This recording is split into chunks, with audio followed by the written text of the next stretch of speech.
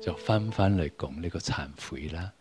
我哋知道生命係可以往兩個完全唔同嘅方向行，去惡道或者去一個善道。咁懺悔有咩好處啊？懺悔咧就好似拉手仔咁樣。原本你呢台車啊，又準備落咗呢個地下石啦，咁你而家咧即時發覺啦，你快啲拉呢個手仔啦，冇俾佢往嗰個方向去啦。所以懺悔咧，我哋知道懺悔嘅話，就會改變我哋往惡道呢個方向行。改變咗就唔會行呢條路咯。再嚟咧，經過呢個懺悔咧，我哋就可以減少，盡量減少我哋往惡道嘅動能，因為你就唔會做咁多惡業咯。雖然我哋冇辦法，一日兩日，一天到擺一個水懺法會，馬上全部惡業都冇啦。但係我哋可唔可以減少啊？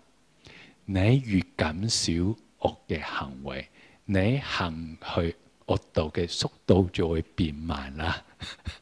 呢個就係停止去到呢個惡道嘅動能啦。好，咁而家再翻嚟講啦。而家我哋要拜嘅懺叫做慈悲心嘅水懺，係咪？大家有參加過好多懺啦，有參加過咩懺啊？大悲懺啦、地藏懺啦、法華三昧懺啦，都有參加過。呢部懺叫做慈悲心嘅水懺咧，佢以呢個水作為佢嘅名咧，最主要都係用呢個水嚟比喻咧，就係話我哋做呢個懺悔法門，第一個重要嘅就係要洗乾淨乜嘢咧？洗乾淨我哋嘅內心，因為內心係唔係頭先講噶？你嘅內心，你嘅心念就係決定你要去邊個方向咯。你一開始就決定你要去惡道嘅方向嘅話，後面就一連串嘅嘢都就會發生咗咯。所以如果你可以用呢個三昧水咧，呢個懺悔咧，好似一個水咧，洗乾淨自己嘅內心。